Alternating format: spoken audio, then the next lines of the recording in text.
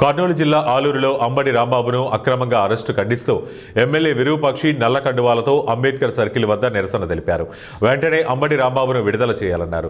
దేశంలో అంబేద్కర్ రాజ్యాంగం నడుస్తుంటే రాష్ట్రంలో మాత్రం రెడ్ బుక్ రాజ్యాంగాన్ని అమలు చేస్తూ అంబేద్కర్ రాజ్యాంగాన్ని తుంగలో తొక్కేస్తున్నారన్నారు. జరుగుతుంటే మళ్ళీ డీజీపీ గారు ఏం చేస్తున్నారు? అట్లా ఆడే ఉండి ఎస్పీ గారికి మాజీ హోంమంత్రి రాత్రి 15 నిమిషాలు డోర్ దగ్గర నిలబడింది ఆమె.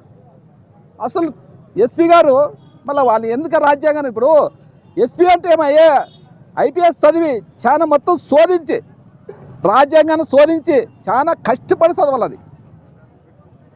ఐపీఎస్ క్యాడర్ రావాలంటే ఐపీఎస్ రావాలంటే ఎస్పీ కావాలంటే చాలా కష్టపడాలి. రాజ్యాంగంతో కడిగేస్తాల. అలాంటి ఎస్పీ గారు ఒక మాజీ హోంమంత్రి అలాంటి వ్యక్తికి 15 నిమిషాలు డోర్ నిలబడితే లాస్ట్ 15 నిమిషాలకు వచ్చి లేరు ఇంటికి పోయినారనే విధంగా రోజు చెప్తుంటే ఇది అంటే పోలీసుల దగ్గరుండి వాళ్ళు గుండాలు నిడుస్తున్నారు. మరి పోలీసులు ఏమనుకున్నారు? జీవితాంతరము చంద్రబాబు నాయుడే సీఎం ఉంటారనుకున్నారు. మళ్ళీ ఎట్లా మాకు అర్థం కాదు. ప్రజా పరిపాలన మన దేశంలో ఉండేది, ప్రజలు ఓట్లేసే గెలిచేది పరిపాలన ఉండేది మన ఇండియాలో.